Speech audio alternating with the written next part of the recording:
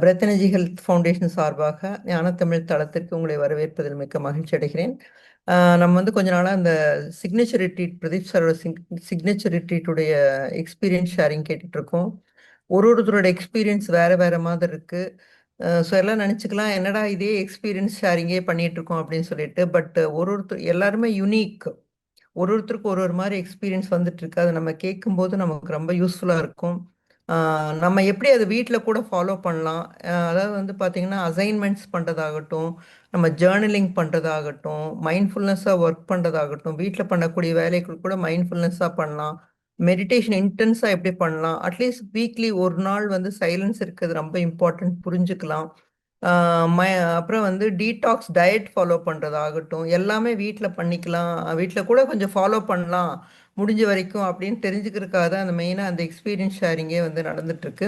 So அந்த வகையில் இன்னைக்கு வந்து விஜி வந்து சென்னையிலேருந்து நம்மளோட இணைஞ்சிருக்காங்க. இப்போ லேட்டஸ்ட்டாக ஃபிஃப்த்து பேட்சில் வந்து அவங்க ரிட்ரீட் அட்டன் பண்ணாங்க. ரொம்ப சீரியஸாக மெடிடேஷன் பண்ணிட்டு இருந்தாங்க, மைண்ட்ஃபுல்னஸ் எல்லாம் ப்ராக்டிஸ் பண்ணிட்டு இருந்தாங்க. இப்போ அவங்களுடைய எக்ஸ்பீரியன்ஸை நம்ம கேட்டு தெரிஞ்சுக்கலாம். So welcome Viji and over to you. ரொம்ப சிம்பிள் இன்ட்ரோடக்ஷன் தான் எனக்கு கொடுக்க சொல்லியிருக்காங்க. அதனால அவ்வளோதான் சொல்றேன். Thank you. Okay, thank you ma'am. Thanks for the introduction. அனைத்து ஆன்ம நண்பர்களுக்கும் இனிய மாலை வணக்கம். என் பேர் மேம் சொன்ன மாதிரி என் பேர் விஜி. நான் சென்னையிலேருந்து பேசுகிறேன். நான் ஒரு கடந்த 5 ஆண்டுகளாக இந்த ஆனப்பன சக்தி மெடிடேஷன் ஃபாலோ பண்ணிட்டு இருக்கேன். பிஎஸ்எஸ்எம்மோட அசோசியேட்டடாக இருக்கேன். ஸோ முதல்ல எனக்கு இந்த வாய்ப்பு கொடுத்த பிஹெச்எஃப் ஞானத்தமிழ் டீமுக்கு, மேம்க்கு, பிரதீப் சார், பத்ரிஜி, பிஎஸ்எஸ்எம் எல்லாருக்கும் என்னோட நன்றி என் வணக்கத்தை தெரிவிச்சுக்கிறேன். ஸோ மேம் சொன்ன மாதிரி பிரதீப் சார் வந்து ஒரு 10 டேஸ் ரிட்ரீட் அந்த மாதிரி பேட்சாக கண்டக்ட் பண்ணிட்டு இருக்காரு. எஸ்பெஷலி ட்ரைனிங் ஆஃப் டீச்சர்ஸ் டிஓடின்னு ஒரு ப்ரோக்ராம் நடத்திட்டு இருக்காரு. அதில் வந்து ஃபர்ஸ்ட் பேட்ச் போயிருக்கு. அவங்களுக்காக ஸ்பெசிஃபிக்காக இது பண்ணிட்டு இருக்காரு. இதுக்கு முன்னாடி நிறைய சிக்னேச்சர் ரிட்ரீட்ஸ்லாம் வந்து கண்டக்ட் பண்ணிட்டு இருக்காரு. ஸோ இந்த அகஸ்தியர் ஆஷ்ரமில் வந்து லைக் 3 டேஸ் 5 டேஸ் மௌனா நடந்துட்டு இருக்கோம் நிறையா. அதில் பிரதீப் சாரும் அப்பப்போ வருவார். ஸோ அந்த மாதிரி அவரோட ரிட்ரீட் அவர் இருக்கும்போது அட்டன் பண்ணணும் அப்படின்னு சொல்லிட்டு எனக்கு ஒரு பாஸ்ட்டு 1 or 2 இயர்ஸ் அவர் எப்போ ஆரம்பித்தாரோ அப்பத்துலேருந்து நான் ரொம்ப ஆசைப்பட்டுட்டு இருந்தேன். பட் எனக்கு அந்த மாதிரி ஒரு ஆப்பர்ச்சுனிட்டி கிடைக்காம போயிடுச்சு. ஒரே ஒரு தடவை இப்போ ரீசெண்டாக ஒரு 3 டேஸ் ஃபுல் மூன் நோ அமாவாசை ரிட்ரீட், 5 டேஸ் வந்து ஃபுல் மூன் ரிட்ரீட், 3 டேஸ் வந்து நியூ மூன் ரிட்ரீட் இருக்கும். ஸோ அந்த மாதிரி 3 டேஸ் அமாவாசை ரிட்ரீட் அட்டன் பண்ணும்போது அப்போதான் அந்த சைலன்ஸ் ஒரு 3 டேஸ் அங்கே ஆஷ்ரமில் இருந்தால் எப்படி இருக்கும் அப்படின்னு ஒரு ஃபீல் கிடச்சிது. பட் அந்த 3 டேஸ் எனக்கு பத்தலை. அந்த பிரதீப் சாரும் அங்கே இல்லை. ஸோ அவரோட ரிட்ரீட் எப்போ இந்த மாதிரி அட்டன் பண்ணுவோம் அப்படின்னு நினச்சிட்டு இருக்கும்போது தான் as part of duty programme இந்த சிக்னேச்சர் ரிட்ரீட் வந்து இன்ட்ரடியூஸ் பண்ணாது. ஸோ எனக்கு ரொம்ப சந்தோஷமாக ஆயிடுச்சு, எக்ஸைட்டடாக ஆயிடுச்சு. எப்படியாவது இதை அட்டன் பண்ணணும் அப்படின்னு நினச்சிட்டு இருந்தேன். ஸோ அந்த மாதிரி ஃபர்ஸ்ட் 4 பேட்சஸ் பார்த்தீங்கன்னா ஸ்லாட் ஓப்பன் பண்ண உடனே க்ளோஸ் ஆகிடும். அதனால என்னால் அதில் வந்து ரெஜிஸ்டர் பண்ண முடியாமலே போச்சு. லக்கிலி இந்த 5th பேட்ச் லாஸ்ட் மினிட்ல ஓப்பன் பண்ணாரு. அண்ட் அப்புறம் லேட்டஸ்ட்டாக தான் தெரிய வந்துச்சு அகஸ்தியர் பிரமிட்ல இனிமேல் ரிட்ரீட் கண்டக்ட் பண்ணுவாரா அப்படின்றது இன்னும் பிளான்ல இல்லை அப்படின்னு சொல்லிட்டு. So I think I'm one among the final batch students. அதனால அது கேட்டதுமே ரொம்ப நான் லக்கி போல அப்படின்ட்டு ரொம்ப சந்தோஷப்பட்டேன். ஸோ முதல்ல வந்து இந்த ரிட்ரீட்டோட இன்டென்ஷன் என்ன, நான் எதுக்காக இந்த ரிட்ரீட்டை ஜாயின் பண்ணேன் அப்படின்றத நான் சொல்கிறேன். இந்த டாபிக் சொன்ன மாதிரி silence and self realisation retreat அப்படின்றது தான் அந்த ரிட்ரீட்டோட பேர். ஸோ ஆப்வியஸ்லி ஒரு செல்ஃப் ரியலைசேஷனுக்காக தான் நான் வந்தேன். ஸோ எனக்குள்ள ஒரு சின்னதாக நிறையா இல்லைனாலும் அட்லீஸ்ட் கொஞ்சமாவது ஏதாவது செல்ஃப் ரியலைசேஷன், ஒரு செல்ஃப் டிரான்ஸ்ஃபர்மேஷன் நடக்கும் அப்படின்ற ஒரு எண்ணத்தில் தான் வந்து இதில் ஜாயின் பண்ணணும் அப்படின்னு நினச்சேன். அண்ட் மோரோவர் நம்ம ப்ராக்டிக்கலாக நம்ம வீட்டில் இருந்துட்டு நம்மளால வந்து long term Mouna, long term மைண்ட்ஃபுல்னஸ்லாம் வந்து ப்ராக்டிஸ் பண்ணுறது ரொம்ப சேலஞ்சிங்காக இருக்கும். ஆல்ரெடி பிரதீப் சாரோட கிளாஸஸ்லாம் நிறைய ஜூம் செஷன் ஒரு பாஸ்ட் 4 to 5 இயர்ஸாக அவரோட ப்ரோக்ராம்லாம் நான் பார்த்துட்டு இருப்பேன். நிறைய ஆன்லைன்லேயே வந்து டீடாக்ஸ் ப்ரோக்ராம், மைண்ட்ஃபுல்னஸ், சைலன்ஸ் இதெல்லாம் ப்ராக்டிஸ் பண்ண சொல்லிட்டு இருப்பாரு. பட் சமூகம் வீட்டில் இருக்கிறதுனால அது ஃபுல் ஃப்ளெஜ்டாக ப்ராக்டிஸ் பண்ண முடியாது. ஸோ இந்த மாதிரி ஒரு என்வாயன்மெண்ட்டில் ஒரு குரூப் எனர்ஜிஸ் சாரோட கைடன்ஸ் அண்ட் ப்ரெசன்ஸில் பண்ணினா நல்லா எஃபெக்டிவாக இருக்கும் அப்படின்னு எனக்கு தோணுச்சு. ஸோ இந்த ஆப்பர்ச்சுனிட்டி நான் அதுக்காக யூஸ் பண்ணிக்கணும் அப்படின்னு நினச்சேன். So long term mindfulness and long term silence அது வந்து எக்ஸ்பீரியன்ஸ் பண்ணணும் அப்படின்ட்டு நினச்சிருந்தேன். And one more thing is இந்த சோ கால்டு சட்டோரி மூமெண்ட் அப்படின்னு சொல்லுவாங்க. நிறைய புக்ஸில், பெரிய ஆத்தர்ஸோட புக்ஸ் எல்லாம் நான் வந்து படிச்சிருக்கேன். சாரி. அது மாதிரி ஆத்தர்ஸ் புக்லலாம் பார்த்தீங்கன்னா சட்டோரி மொமெண்ட்னு சொல்லுவாங்க. ஒரு இன்ஸ்டன்ட்டான ஒரு ஃப்ளாஷ் ரியலைசேஷன் அந்த மாதிரி வரும். ஸோ அந்த மாதிரி இந்த மாதிரி ஒரு என்வாயன்மெண்ட்ல தான் அந்த மாதிரி மொமெண்ட் கிடைக்கும். எப்போ நம்ம டீப் சைலன்ஸ்ல இந்த ஃபுல் ப்ரெசன்ஸ்ல இருக்கும்போது, மைண்ட்ஃபுல்னஸ் ப்ராக்டிஸ் பண்ணும்போது, இந்த மாதிரி ஒரு நல்ல நேச்சரோட இருக்கும்போது தான் அந்த மாதிரி கிடைக்கிறதுக்கு நிறைய வாய்ப்பு இருக்கு. ஸோ அந்த மாதிரி ஏதாவது ஒரு மொமெண்ட் கிடைக்குமா அப்படின்ற ஒரு இதில் தான் வந்தேன். ஸோ இதெல்லாம் மைண்ட்ல இருந்தாலும் என்னோட மைண்ட் செட் எப்படின்னா there should be no expectation அப்படின்றது தான் இருந்துச்சு. ஃபுல் சரண்டரன்ஸ் என்ன அவர் சொன்னாலும் வந்து நம்ம ஃபுல்லாக சரண்டர் ஆகிடணும், ஓப்பன் மைண்டடாக இருக்கணும், அந்த ப்ராசஸை வந்து ஃபுல் ஃப்ளெஜ்டாக ட்ரஸ்ட் பண்ணணும், நம்பிக்கை வைக்கணும் அந்த ப்ராசஸில் அப்படின்ட்டு நினச்சிட்டு இருந்தேன். எதுவாக இருந்தாலும் அக்செப்ட் பண்ணிக்கணும், இந்த மாதிரி ஒரு ஓப்பன் மைண்ட் செட்டோட தான் இந்த ப்ரோக்ராம்க்கு நான் வந்திருந்தேன். அது எனக்கு ரொம்ப யூஸ்ஃபுல்லாக இருந்துச்சு இந்த ப்ரோக்ராமில் எல்லாமே ஃபாலோ பண்ணுறதுக்கெலாம். அதுக்கப்புறம் இதுதான் என்னோட மென்டல் ப்ரிப்பரேஷன் இந்த ரிட்ரீட்க்கு வரதுக்கு முன்னாடி. அப்புறம் இந்த ப்ரோக்ராம் பற்றி ஆல்ரெடி நிறைய பேர் எக்ஸ்பிளைன் பண்ணியிருப்பாங்க, என்ன மாதிரி சார் டிசைன் பண்ணியிருந்தாரு அப்படின்னு சொல்லிட்டு நான் ஜஸ்ட் மேலோட்டமாக கொஞ்சம் டச் பண்ணுறேன். சாப்பாடு பார்த்தீங்கன்னா லிக்விட் டயட்டு, நேச்சர் ஃபுட் அப்படின்னு தான் சொல்லியிருந்தாங்க. நான் வந்து நிறைய ஸ்நாக்ஸ் சாப்பிட்ற ஆள், அதனால ரொம்ப அது கஷ்டமாக இருக்கும் அப்படின்னு தான் நினச்சிட்டு போனேன். பட் சார் வந்து ரொம்ப அழகாக டிசைன் பண்ணியிருந்தாரு. ஸ்லோவாக அந்த டிரான்சிஷன் தெரியவே தெரியாது. நார்மல் ஃபுட்ல இருந்து ஃபர்ஸ்ட் டே நார்மல் ஃபுட், அதே மாதிரி லாஸ்ட் டே நார்மல் ஃபுட், அதே மாதிரி செகண்ட் டே அந்த லாஸ்ட்டுக்கு நாள் பார்த்தீங்கன்னா cut fruits and boiled vegetables அந்த மாதிரி கொடுத்துருந்தாரு. அதுக்கப்புறம் தான் நடுவில் தான் அந்த ஒரு 6 days வந்து லிக்விட் டயட். அதனால அந்த டிரான்சிஷனே உங்களுக்கு தெரியாது, கஷ்டமாகவே தெரியாது. அது மாதிரி ஈஸியாக அந்த டயட் ஃபாலோ பண்ண முடிஞ்சுது. அப்புறம் மெடிடேஷன் பார்த்தீங்கன்னா 7 hours மெடிடேஷன் டோட்டலாக. அது நம்ம வீட்டில் இருந்தெல்லாம் நம்மளால பண்ண முடியாது. வீட்டிலலாம் வந்து ஒரு 2 hours பர் டே உட்காரணுனாலே வந்து கொஞ்சம் கஷ்டமாக தான் இருக்கும். கொஞ்சம் டிஸ்டர்பன்சஸ், நிறைய தாட்ஸ் இந்த மாதிரிலாம் இருக்கும்.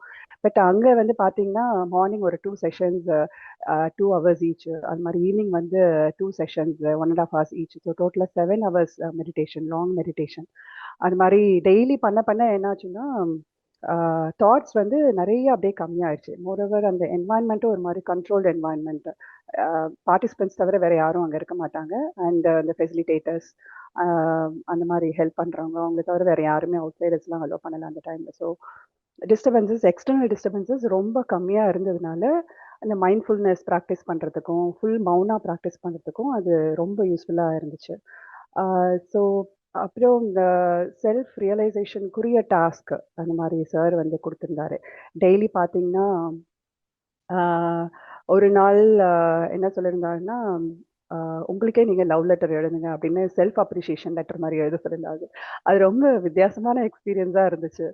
நானும் நிறைய அப்படியே பக்கம் பக்கமாக எழுதிட்டே இருந்தேன். அவரே சொன்னார், உங்களுக்கு ரொம்ப பர்ஃபெக்டாக இருக்க மாட்டீங்க, இருந்தாலும் நீங்கள் வந்து இந்த மாதிரி ஒரு உங்களோட ஒரு கேரக்டர் இருக்குன்னா, பட் ஈவன் தோ அப்படி இருந்தாலுமே நான் வந்து பெட்டரா இருக்கேன் அப்படின்ற மாதிரி நீங்க எழுதுங்க. எந்த கில்ட் ஃபீலிங் இல்லாம, எந்த அட்டாச்மெண்ட்டும் இல்லாம எழுதுங்க அப்படின்னாரு. அந்த எக்ஸ்பீரியன்ஸ் வந்து ரொம்ப நல்லா இருந்துச்சு. என்னை நானே நிறைய லவ் பண்ண ஆரம்பிச்சுட்டேன் அது எழுதும்போது. அப்புறம் டெய்லி வந்து ஒரு ஒரு list of things, for example ஒரு நாள் உங்களுக்கு என்னென்ன ஃபியர் இருக்கு லிஸ்ட் பண்ண சொன்னாரு. என்னென்ன அட்டாச்மெண்ட்ஸ் இருக்குன்னு ஒரு நாள் லிஸ்ட் பண்ண சொன்னாரு. அதுக்கப்புறம் வந்து ஆம், உங்களுக்குள்ள இருக்கிற பேட் ஹேபிட்ஸ், அப்புறம் உங்களுக்குள்ள இருக்க கில்ட், இந்த மாதிரி ஒன்னொன்னா லிஸ்ட் பண்ணி end of the day fire மெடிடேஷன்ல அதெல்லாம் உங்களை விட்டு போற மாதிரி அதில் போட சொல்வார், பேப்பர்ல எழுதி அது போட சொல்வார். அந்த மாதிரி பண்ணும்போது உங்க மைண்ட்ல வந்து ஒரு பெரிய ரிலீஃப் அந்த மாதிரி கண்டிப்பா அந்த ஃபீல் கிடைச்சது. அப்புறம் ஆட்டோபயோகிராஃபி எழுத சொன்னாரு. அது ரொம்ப ரொம்ப இன்ட்ரெஸ்டிங்கா இருந்துச்சு. இதுவரைக்கும் நம்மள பத்தி நம்மளே வந்து யோசிச்சே பார்த்துருக்க மாட்டோம். இவ்ளோ வருஷமா வந்து நம்ம லைஃப்ல என்னெல்லாம் கோ த்ரூ பண்ணியிருக்கோம், என்னெல்லாம் அச்சீவ் பண்ணியிருக்கோம் அப்படின்னு ஒரு நாளும் நம்ம உட்காந்து யோசிக்க மாட்டோம். அதுக்கெல்லாம் நம்ம டைம் நமக்காக ஸ்பெண்ட் பண்ணவே மாட்டோம். பட் அந்த மாதிரி ஒரு டைம் குடுத்து எழுத சொல்லும்போது, அது ரொம்ப நல்லா இருந்துச்சு. அதுல வந்து ஒரு இன்ட்ரெஸ்டிங்கான ஒரு ஹேப்பனிங் எனக்கு இருந்துச்சு, எக்ஸ்பீரியன்ஸ். அது கடைசியா சொல்றேன். ஸோ இந்த மாதிரி டெய்லி டாஸ்க் எதுக்குன்னா, உங்களோட செல்ஃப் ரியலைசேஷனுக்கு, உங்க செல்ஃப் இன்ட்ரோஸ்பெக்ஷனுக்கு அந்த மாதிரி ஹெல்ப் பண்ற மாதிரி டெய்லி டாஸ்க் குடுத்துட்டு இருந்தாரு. அப்புறம் புக்ஸ் வந்து ஃப்ரீயா ஒரு ஒரு செட் ஆஃப் 12 புக்ஸ் பிஹெச்எஃப்ல இருந்து கொடுத்துருந்தாங்க. அது வந்து first 2 days and last 2 days read பண்ண அலோ பண்ணாரு. அதுல வந்து இன்ட்ரெஸ்டிங்கான அவரே சொன்னாரு, உங்களுக்கு இன்ட்யூட்டிவா என்ன தோணும், எந்த புக் படிக்கணும்னு தோணுதோ அதை எடுத்து படிங்க அப்படின்னு சொன்னாரு. அந்த மாதிரி வந்து நான் ஒரு புக் படிச்சேன். அதுல வந்து ஃபுல் ஆஃப் ஸ்டோரிஸா இருந்துச்சு. அந்த புக் பேர் வந்து I think gems of spiritual wisdom. அதில் பார்த்தீங்கன்னா ஒரு 36 ஸ்டோரிஸ் இருந்துச்சு. குட்டி குட்டி கதைகள் நல்லா இன்ட்ரெஸ்டிங்காக இருந்துச்சு. அதில் வந்து ஒரு 4-5 ஸ்டோரின்னு பார்த்தீங்கன்னா அந்த நல்லா இம்பாக்ட்ஃபுல்லாக இருந்துச்சு. அதுவும் டைம் இருந்துச்சுன்னா கடைசியில் ஷேர் பண்ணுறேன். ஸோ இந்த மாதிரி புக்ஸு, அப்புறம் மைண்ட்ஃபுல்னஸ் ப்ராக்டிஸ் பண்ண சொன்னார். மைண்ட்ஃபுல்னஸ் வந்து நம்ம டே டு டே லைஃப்ல வந்து ப்ராக்டிஸ் பண்றது ரொம்ப கஷ்டமா தான் எனக்கு இருந்துச்சு. மெடிடேஷன் நான் எப்போதுமே இதுக்கு முன்னாடி கூட நிறைய ஷேர் பண்ணியிருக்கேன். மெடிடேஷன் கூட ஈஸியா ப்ராக்டிஸ் பண்ணிடலாம் போல இருக்கு. அந்த 1 or 2 hours உட்காந்துட்டு முடிச்சிருவோம். But mindfulness the rest of the day practice பண்றது வந்து ரொம்ப ரொம்ப சேலஞ்சிங். இந்த மைண்ட்ஃபுல்னஸ்ன்ற வேர்டே வந்து நான் சார் கிட்ட இருந்து தான் நான் வந்து அதை கத்துக்கிட்டேனே. அப்படி ஒன்று இருக்குன்றதே எனக்கு தெரியாது. சின்ன வயசுல இருந்து நம்ம மல்டி டாஸ்கிங் பண்ணி பண்ணி அதுவே பழக்கமானதுனால மைண்ட்ஃபுல்னஸ் வந்து இப்போ வரைக்குமே அது ஒரு ஆன்கோயிங் ப்ராசஸ் தான். அது இன்னும் ப்ராக்டிஸ் தான் பண்ணிட்டு இருக்கேன். பட் அங்கே வந்து அந்த மைண்ட்ஃபுல்னஸ் வந்து நான் ரியலைஸ் பண்ணேன். அப்படின்னா எப்படி இருக்கும் அப்படின்றத வந்து அங்கே நான் நல்லா ஃபீல் பண்ணேன். அண்ட் நல்ல ஆப்பர்ச்சுனிட்டி அங்கே எனக்கு கிடைச்சிது. மைண்ட்ஃபுல்னஸ் நிறைய நிறைய ப்ராக்டிஸ் பண்ணுறதுக்கு. ஃபார் எக்ஸாம்பிள் அங்கே வந்து லேப்ரின்த்னு ஒரு செட்டப் பண்ணி வச்சுருந்தாரு. அதில் கீழே வந்து குட்டி குட்டி பெபிள்ஸ் மாதிரி போட்டு வச்சுருப்பாங்க. ஸோ அதில் வந்து வாக் பண்ணும்போது அந்த பாதம் அதில் வைக்கும்போதே உங்களுக்கு அந்த ஃபீல் கிடைக்கும் அந்த பாதத்தில். ஸோ அது வந்து உங்கள் மைண்ட்ஃபுல்னஸ் வந்து நல்லா இன்க்ரீஸ் பண்ணும். மைண்ட்ஃபுல் வாக்கிங் நீங்கள் நல்லா பண்ணலாம். அது மாதிரி சாப்பிடும்போது மைண்ட்ஃபுல்லாக சாப்பிட்றது, தண்ணி குடிக்கிறது, எதுவாக இருந்தாலும் அது மாதிரி துணி வந்து ஆக்சுவலாக டெய்லி கொஞ்சம் வாஷ் பண்ணுற மாதிரி இருந்துச்சு. ஸோ துணி வாஷ் பண்ணும்போது மைண்ட்ஃபுல்லாக இருக்கிறது, அந்த மாதிரி மைண்ட்ஃபுல்னஸ் வந்து அங்கே ப்ராக்டிஸ் பண்ணுறதுக்கு ரொம்ப நல்லா இருந்துச்சு. அந்த என்வாயன்மெண்ட்ல ஈஸியாக பண்ண முடிஞ்சுது. ஸோ அதே மாதிரி சைலன்ஸும் ஃபாலோ பண்ணுறது ரொம்ப ஈஸியாக இருந்துச்சு. இப்போது வீட்டில் உட்காந்து சைலன்ஸ் வந்து நம்ம கண்டிப்பாக ப்ராக்டிஸ் பண்ண முடியாது. ஏதாவது டிஸ்டர்பன்ஸ் இருந்துகிட்டே இருக்கும். அப்புறம் இன்னொன்று என்னென்னு பார்த்தீங்கன்னா, டிஜிட்டல் டீடாக்ஸ். இதில் பார்த்தீங்கன்னா டிஜிட்டல் டீடாக்ஸ் ஆப்வியஸ்லி நம்ம ஃபோன்ஸ்லாம் சரண்டர் பண்ணுறதுனால. அண்ட் தென் உங்களுக்கு ஃபிசிக்கல் டீடாக்ஸ் இந்த டயட் மூலமா. அண்ட் மைண்ட்ஃபுல்னஸ் அண்ட் சைலன்ஸ் இதெல்லாம் ப்ராக்டிஸ் பண்ணுறதுனால mental detox and emotional detox with all the task sir கொடுக்கறது பண்ணும்போது ஆட்டோமேட்டிக்காக அந்த 4 டீடாக்ஸும் நடந்துடும். எனக்கு பார்த்தீங்கன்னா ஃபிசிக்கல் டீடாக்ஸ்ன்னு பார்த்தீங்கன்னா எனக்கு ஃபர்ஸ்ட்டு செகண்ட் டே அந்த மாதிரி எனக்கு ஒரு நாசியேட்டிங் இருந்துச்சு, ஃபீல் இருந்துச்சு. நான் அப்போ தான் வந்து அந்த ஏக்கவில்வா கார்டனில் உட்காந்து சார் ஏதோ டாஸ்க் கொடுத்துருக்காருன்னு உட்காந்து எழுதிக்கிட்டு இருக்கேன். திடீர்னு அந்த நாசியா ஃபீலிங் வந்துச்சு. ரூமுக்கு நடந்து போகிறதுக்கே ஒரு 5 to 10 minutes ஆகும் அங்கேருந்து. ஸோ நான் வேக வேகமாக என்னடா இங்கே பண்ணிட போகிறோம் அப்படின்னு சொல்லிட்டு வேக வேகமாக ரூமுக்கு போயிட்டேன். போனதுக்கப்புறம் ஆட்டோமேட்டிக்காக இட் காட் செட்டில் டவுன். அந்த மாதிரி ஒரு நாள் இருந்துச்சு. அப்புறம் ஃபர்ஸ்ட் 2 days ஹெடேக் ரொம்ப இருந்துச்சு. ஏன் எதுக்குன்னு தெரியல, ஹெடேக் இருந்தது. அதுக்கப்புறம் மெடிடேஷன் பண்ணும்போதெல்லாம் ஹேட் பேக் பெயின். ஒரு நாள் ஒன் சைடடாக பாடி பெயின் ரொம்ப வித்தியாசமாக அந்த மாதிரி நான் எக்ஸ்பீரியன்ஸ் பண்ணதில்லை. ரைட் சைடு மட்டும் ஒரு பாடி பெயின் இருந்துச்சு. அப்புறம் நெக் பெயின் இருந்தது ஒரு நாள். அப்புறம் இந்த மாதிரி மெடிடேஷன் வர பெயின்ஸ்லாம் வந்து சார் என்ன சொன்னார்னா, அதெல்லாம் உங்களுக்குள்ள வந்து ஹீலிங் நடக்குது, அதனால் நீங்கள் பாதர் பண்ணாதீங்க. அப்புறம் மெடிடேஷன்லேருந்து வெளியில் வரும்போது அந்த பெயின்லாம் இருக்காது. ஸோ அந்த மாதிரி தான் எனக்கு இருந்துச்சு.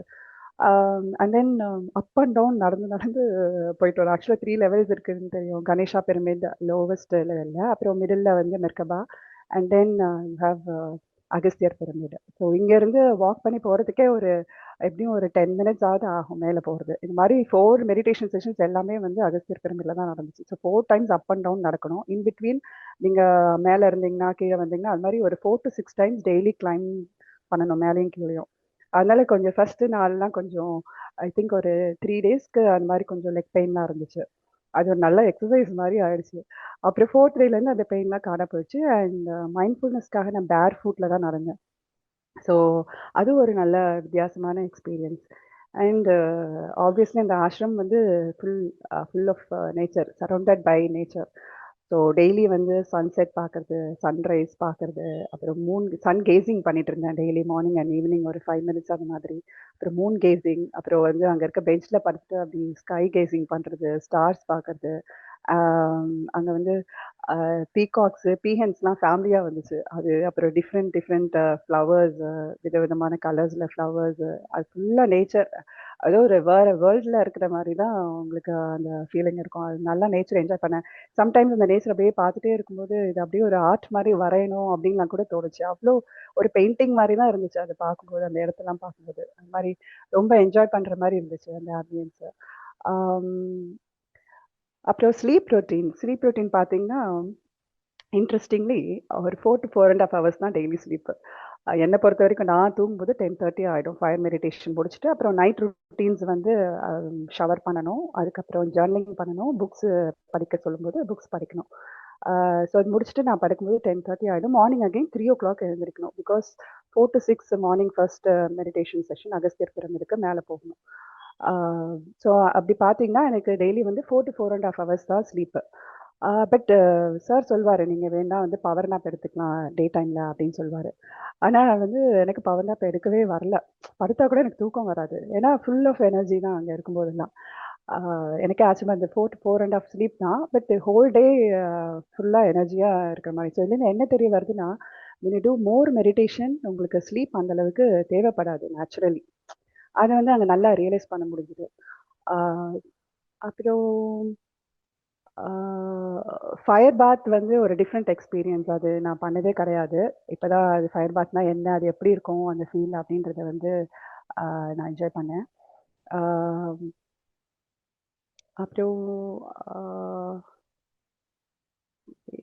அப்புறம் ஹக்கிங் த ட்ரீஸ் அது வந்து நல்லா இருந்துச்சு. ஒரு ரொம்ப டிஃப்ரெண்ட்டான எக்ஸ்பீரியன்ஸா இருந்துச்சு. இங்க நம்ப இதுல வந்து அது மாரிலாம் பண்ண முடியாது. ஸோ அங்க வந்து ஒரு நாள் தென்னை மரத்த ஹக் பண்ணேன், ஒரு நாள் வேப்ப மரத்த ஹக் பண்ணேன், ஒரு நாள் புளிய மரத்த ஹக் பண்ணேன். அது கூட பேசிட்டு இருக்க மாரி இருந்துச்சு. அதெல்லாம் வந்து ரொம்ப என்ஜாய் பண்ண மொமெண்ட்ஸ். அதெல்லாம் ரொம்ப நல்லா இருந்துச்சு. ஆம், இன்னொரு முக்கியமான ஒரு டிஃப்ரெண்ட்டான எக்ஸ்பீரியன்ஸ் என்னன்னா, மார்னிங் வந்து ஒரு நாள் ஐ திங்க் 3rd டே அந்த மாரி இருக்கும்னு நெனைக்கிறேன். ஏர்லி மார்னிங் எந்திச்சு போறதுனால பயங்கர அங்க வெதர் ரொம்ப சில்லுன்னு தான் இருக்கும். ஒரு ஹூடட் ஜாக்கெட் போட்டிருந்தேன். அதையும் மீறி இந்த நோஸ்லாம் எக்ஸ்போஸ் ஆகி எனக்கு ஃபர்ஸ்ட் டே எங்கலாம் வந்து ஒரு மாரி ரொம்ப ட்ரையா எரிய ஆரம்பிச்சுருச்சு. ஸோ டெய்லி கோகனட் ஆயில் தான் அப்ளை பண்ணிட்டு இருந்தேன்.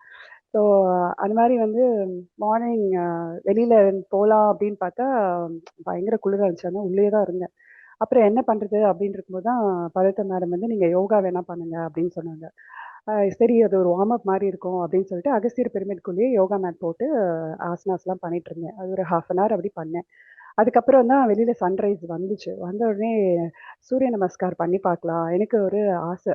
இந்த யூடியூப்லலாம் வந்து சூரிய நமஸ்கார், சூரியன பார்த்தே ஆ அப்படியே பார்த்துட்டே சன்ரைஸ் பார்த்துட்டே பண்ணுவாங்க. அதெல்லாம் வந்து பார்க்கும்போது எனக்கு ரொம்ப ஆசையா இருக்கும். இந்த மாரி ஒரு மொமெண்ட் எல்லாம் நமக்கு லைஃப்ல கிடைக்குமா எப்பயாவது அப்படின்லாம் நான் யோசிச்சிருக்கேன். அது வந்து இங்க லைவா எனக்கு கிடைச்சது. அந்த மொமெண்ட்ஸ் ரொம்ப என்ஜாய் பண்ணேன். வெளியில போயிட்டு உள்ள வந்து ஆசனாஸ் பண்ணிட்டு, அதுக்கப்புறம் வெளியில போயிட்டு சூரிய நமஸ்கார். இப்ப வீட்ல நான் பண்ணேன்னு வச்சுக்கோங்களேன், ஒரு 12 ரவுண்ட்ஸ் மினிமம் பண்ணணும். 3 to 4 ரவுண்ட்ஸ்லயே வந்து போர் அடிச்சிரும். ஒரு மாரி எக்ஸாஸ்டடா இருக்க மாதிரி ஃபீல் பண்ணுவேன். பட் அங்க அந்த நேச்சர்ல அந்த சன்ன பார்த்துட்டே பண்ணும்போது, பண்றதே தெரியல. எவ்வளோ நேரம் வேணா பண்ணிட்டே இருக்கலாம் போல இருக்கு. அந்த மாரி ஒரு எக்ஸ்பீரியன்ஸ் ரொம்ப ஹாப்பியா இருந்துச்சு. அண்ட் சொன்னா நம்ப மாட்டீங்க. ஃபர்ஸ்ட் டே பண்ணேன் நார்மலா. செகண்ட் டே பண்ணும்போது சன் கரெக்ட்டா நான் ஃபர்ஸ்ட் நமஸ்கார் பண்ணும்போது தான் அது வெளியில அந்த கிளவுட்ல இருந்து வெளியில வருது. அப்புறம் அடுத்த நாள் பார்த்தீங்கன்னாலும் கொஞ்சம் முன்ன பின்ன டிலே ஆகி அப்படிதான். ஒரு நாள் கொஞ்சம் முன்ன, ஒரு நாள் கொஞ்சம் பின்ன அப்படின்னு போகும். ஆனா எவ்ரி டைம் நான் போம்போது ஃபர்ஸ்ட் நமஸ்கார் பண்ணும்போது தான் அந்த கிளவுட்ல இருந்து அது வெளியில அந்த சன் வரும். ஏதோ ஆஸ் இஃப் அது எனக்காக வெயிட் பண்ணிட்டு எட்டி பார்க்குற மாரி இருந்துச்சு. ஸோ என்ன பண்ணேன், அந்த சன் கூடயே நான் பேச ஆரம்பிச்சுட்டேன். ஆ ரொம்ப நல்லா இருக்கு. நீங்க பண்றது. எனக்காக வெயிட் பண்ணிட்டு வந்தீங்களா? அப்படின்லாம் அந்த மாரி கொஞ்சம் கொஞ்சம் அப்படியே கான்வர்சேஷன் பண்ணிட்டு இருந்தேன். அப்புறம் பார்த்தீங்கன்னா, ஒரு 5த் டே ஒரு 6த் டே வரவே இல்ல அவரு. என்னது இது? பேசிட்டே இருந்த ஆள காணோமே அப்படின்னு தோணுச்சு. அப்புறம் நான் நினைச்சுட்டேன், ஓகே அ நான் ஆக்சுவலா வந்து ஒரு டிட்டாச்மென்ட்ட இன்னும் கொஞ்சம் டெவலப் பண்ணணும் அப்படின்னு தான் நினைச்சு வச்சிருந்தேன், அங்க இருக்கும்போது. அப்ப நினைச்சது, ஓகே சன் காட் கூட வந்து என் கூட நீ அட்டாச்டா இருக்காத, டிட்டாச்டா இரு அப்படின்னு சொல்றார் போல இருக்கு அப்படின்னு நினைச்சுட்டு, நைட்டு ஜர்னலிங்ல அதே பாயிண்ட் நான் அப்படியே எழுதுறேன். ஒரு பல்லி கத்துச்சு ரூம்ல. எங்கேருந்து வந்தது, எப்படி கத்துச்சுன்னு தெரியல. சார் அப்பப்போ சொல்வாரு. அவரு முக்கியமானது ஏதாவது சொல்லும்போதெல்லாம் அந்த பல்லி சவுண்ட் வச்சுன்னா, பாருங்க சிக்னல் பண்ணுது அப்படின்ட்டு. அந்த மாரி எனக்கு தோணுச்சு அது. அது ரொம்ப இன்ட்ரெஸ்டிங்கா இருந்தது. அண்ட் ட்ரெக்கிங் வந்து 3 பிரமிட்ல இருந்தும் ஒரு ஒரு ட்ரெக்கிங் ஸ்பாட் இருக்கும். ஸோ அந்த மாதிரி அகஸ்தியர் பிரமிட்ல இருக்கிறது ரொம்ப ஈஸியாக கிளைம் பண்ணி போயிடலாம். அது கணேஷாலையும் ஈஸியாக கிளைம் பண்ணி போகிற மாதிரி இருக்கும். அந்த மெர்கபாலேருந்து போகிறது கொஞ்சம் கொஞ்சம் டஃப்பாக கொஞ்சம் சேலஞ்சிங்காக இருக்கிற மாதிரி இருக்கும். ஏன்னா அவ்வளவா யாரும் கிளைம் பண்ணி போக மாட்டாங்க அதுக்கு. எனக்கு அதை கிராஸ் பண்ணி போகும்போது வரும்போதெல்லாம் வந்து நம்ம ஒரு நாள் போகணும். ஆனால் எனக்கு தனியாக போகிறதுக்கு பயம். ஆல்ரெடி முன்னாடி போயிருக்கேன். பட் இப்போ தனியாக போகிறதுக்கு எனக்கு பயமாக இருந்துச்சு. யார்கிட்டயும் பேசவும் முடியாது. எப்படி போகிறது அப்படின்ட்டு. அன்னைக்கு தான் சார் வந்து ஃபியர்ன்ற ஒரு டாபிக் எடுத்தாரு. சரி இன்னைக்கு கிளைம் பண்ணி போயிடலாம், ஃபியரை ஓவர் கம் பண்ணிடணும் அப்படின்னு சொல்லிட்டு ஏறிட்டேன். ஏறி கொஞ்ச தூரம் பயந்துட்டே தான் போனேன். ஹாஃப் தூரம் போயிட்டேன். அதுக்கு மேல கிளைம் பண்றதுக்கு பாத்தே சரியா தெரியல. போலாமா என்னன்னோ எனக்கு பயமா இருந்துச்சு. அப்படியே கொஞ்சம் நின்னுட்டே போலாமா வேணாமான்னு யோசிச்சுட்டு இருக்கேன். பக்கத்துல வந்து ப்ரே பண்ணிட்டே தான் போறேன். ஒண்ணும் நடக்கக்கூடாது. எனக்கு துணை இருங்க அப்படின்னு அப்படின்னு நினைச்சுட்டு நான் போறேன். பக்கத்துல ஒரு பார்ட்டிசிபென்ட் ஒரு ராக்ல உட்காந்து அப்படியே நேச்சர் என்ஜாய் பண்ணி பார்த்துட்டு இருந்தாங்க. அவங்கள பார்த்து தான் எனக்கு தைரியம் வந்துச்சு. அப்புறம் வந்து அவங்களே வந்து என்ன கைட் பண்ணி மேல கூட்டிட்டு போனாங்க. Without docking and all. மேல அந்த ஹையஸ்ட் ஸ்பாட் வரைக்கும் கூட்டு போயிட்டாங்க. அப்புறம் நினைச்சிட்டேன் நம்ம ஃபியரை ஓவர் கம் பண்ணணும் அப்படின்னு நினைச்சா ஆட்டோமேட்டிக்கா எல்லாமே நமக்கு ஹெல்ப் குடுப்பாங்க. ஹையர் மாஸ்டர்ஸ் ஹூவர் நேச்சர் ஆட்டோமேட்டிக்கா நமக்கு வந்து கைட் பண்ணும் அப்படின்ற மாதிரி தோணுச்சு. அந்த ஃபியரை ஈஸியா ஓவர் கம் பண்ண முடிஞ்சது அன்னைக்கு. அது ஒரு நல்ல எக்ஸ்பீரியன்ஸ். எல்லாத்த விட பெஸ்ட் அண்ட் அமேசிங் எக்ஸ்பீரியன்ஸ்னு ஒண்ணு நடந்துச்சு. அது என்னன்னா ஆட்டோபயோகிராஃபி எழுதும்போது சார் என்ன சொன்னாரு, எழுதுறதுக்கு முன்னாடி கொஞ்சம் மெடிடேஷன்ல இருந்துட்டு ஒரு பிரமிட்குள்ள இருந்து எழுதுங்க அப்படின்னு சொன்னாரு. அதே மாதிரி மெர்கபா பிரமிட் போயிட்டு கொஞ்சம் மெடிடேஷன் பண்ணிட்டு ஒரு ஃபர்ஸ்ட் ஹாஃப் அதுவே ஒரு 1.5 மணி நேரம் 2 மணி நேரம் ஆயிடுச்சு. First half of my autobiography எழுதிட்டேன். அப்புறம் I took small break and then came back. அப்புறம் மறுபடியும் வந்து செகண்ட் ஹாஃப் எழுதினேன். எழுதிட்டே இருக்க ஐ லாஸ்ட் மை செல்ஃப். எழுதும்போது எப்படின்னா I was totally detach to what I'm writing. அது மாதிரி ஒரு எமோஷ்னல் ஒரு கில்ட் ஃபீலிங் அந்த மாதிரி எதுவுமே இல்லாமல் எழுதிட்டு இருந்திருக்கேன். அதனால வந்து நான் எந்த உலகத்துல இருக்கேன், ஒரு டைம்லெஸ் ஸ்பேஸ்க்கு போன மாதிரி இருந்துச்சு. நான் உள்ள உட்காரும்போது பார்த்தேன் ஒரு செட் ஆஃப் பீப்புள் மறுக்கபால அவங்கவுங்க அப்படியே எழுதிட்டு இருந்தாங்க. 1.5 ஹவர்ஸ் கழிச்சு ஒரு 1.5 ஹவர்ஸ் டு 2 ஹவர்ஸ் கழிச்சு நான் பார்க்குறேன் வேற வேற செட் ஆஃப் பீப்புள் உட்காந்துருக்காங்க. 1.5 மணி நேரம் ஆயிருக்கு, எனக்கு தெரியவே இல்லை. அப்போ வந்து நான் நினைச்சிட்டேன், ஓகே நம்ம அந்த அளவுக்கு மைண்ட்ஃபுல்லா இன்வால்வ்டா எழுதியிருக்கோம் போல இருக்கு அப்படின்ட்டு. எங்க இருக்கிறேன் என்ன பண்றேன்னே தெரியாத மாதிரி இந்த மாதிரி ஒரு மைண்ட்ஃபுல்னஸ் கண்டிப்பா வந்து என் லைஃப்ல இனிமேலும் வருமான்னு கூட எனக்கு தெரியல. இது வரைக்கும் வந்ததில்லை. அது ஒரு ரொம்ப நல்ல எக்ஸ்பீரியன்ஸ். ஏன் சொல்றேன்னா அது முடிச்ச உடனே ஐ ஃபெல்ட் ஸோ காம். ரொம்ப ஃப்ரெஷ்ஷா ரொம்ப பீஸ்ஃபுல்லா ஒரு மெடிடேஷன் முடிச்சா எப்படி ஒரு எக்ஸ்பீரியன்ஸ் கிடைக்குமோ அந்த மாதிரி ஒரு டிஃப்ரெண்ட்டான ஒரு ஸ்டேட் ஆஃப் மைண்ட் இருந்துச்சு. அது ரொம்ப என்ஜாய் பண்ணேன். அப்பதான் தெரிஞ்சது, ஓ மைண்ட்ஃபுல்னஸ் தான் இப்படிதான் இருக்கும் போல இருக்கு. நம்ம ஒரு ஒர்க்கை இன்வால்வ்டா பண்ணும்போது அந்த it is equivalent to meditation. Sir அப்பப்ப சொல்வாரு மெடிடேஷன் அண்ட் மைண்ட்ஃபுல்னஸ் ஆல்மோஸ்ட் ரெண்டுமே ஈக்குவல். நீங்க மெடிடேஷனுக்கு ஓஷோ புக்லயும் நான் அந்த மாதிரி படிச்சிருக்கேன். Mindfulness of the modern world அப்படின்ற புக்ல அவர் ரொம்ப இன்சிஸ்ட் பண்ணுவாரு. மெடிடேஷன் 1 or 2 ஹவர்ஸ் தான் பண்றீங்க, மீதி 20 to 23 ஹவர்ஸ் என்ன பண்றீங்க, அது வந்து மெடிடேஷனே எதுக்காது அப்படின்லாம் நீங்க இருந்தீங்கன்னா நீங்க மைண்ட்ஃபுல்னஸா இருக்கணும் மற்ற நேரத்துல அப்படின்னு சொல்லுவாரு. அந்த டேஸ்ட் எனக்கு வந்து இங்க இந்த ஆசிரமத்துல கிடைச்சது. அதுதான் வந்து பெஸ்ட் எக்ஸ்பீரியன்ஸ் அப்படின்னு நான் சொல்லுவேன். அண்ட் சைலன்ஸ் ப்ராக்டிஸ் பண்ணும்போது I realised so many things. அதுல முக்கியமா நான் ரியலைஸ் பண்ணது என்னை சுத்தி இருக்கிறவங்கள வந்து என்ன அறியாமலே நான் பார்க்குறேன். அதை பத்தின தாட்ஸ் எனக்கு வருது. இன்ஃபேக்ட் அது ரொம்ப கண்ட்ரோல்டான environment. Very few people are there. அது மாதிரி என்வாயன்மெண்ட்டும் இட்ஸ் சேம் என்வாயன்மெண்ட். ஒன்றும் அதில் பெருசாக சேஞ்சஸ் கிடையாது. நம்ம மென்டலி ஒன்றும் பெருசாக இன்புட்ஸே கிடையாது. லிசனிங்காக இருக்கட்டும், சாரோட டாக்ஸ் அவ்வளோதான். பார்க்கறது ஏதோ எல்லாமே ஆக்சுவலாக ஷட் ஆஃப் ஆயிடுச்சு. அப்படி இருக்கும்போது ஈஸியாக இருக்கணும் நமக்குள்ளே ட்ராவல் பண்ணுறதுக்கு. ஆனாலும் வந்து கொஞ்சம் கொஞ்சம் டிஸ்டர்பன்சஸ் அந்த பார்ட்டிசிபென்ட்ஸ் பார்க்கும்போது அவங்க எப்படி நடக்கிறாங்க, அவங்க எப்படி ட்ரெஸ் பண்ணியிருக்காங்க, எவ்வளோ அழகாக இருக்காங்க, இப்படிலாம் தாட்ஸ் ஓடுச்சு. அப்போ நினச்சிட்டேன், இவ்வளோ கம்மியாக ஒரு இன்ட்ராக்ஷன்ஸ் இருக்கும்போதே நமக்கு இவ்வளோ தாட்ஸ் வருதே, அப்போ வந்து வெளி உலகத்துக்கு போனால் அப்போ எவ்வளோ தாட்ஸ் வரும் நம்ம அறியாமல். நான் இப்போ அவேர்னஸ்ல இருக்கிறதுனால எனக்கு இந்த தாட்ஸ்லாம் தெரியுது. மற்ற நேரத்தில் நம்ம அதை கண்டுக்க கூட மாட்டோம். அது பாட்டுக்கு நம்ம பாட்டுக்கு நினச்சிட்டே இருப்போம் நமக்கே தெரியாமல்.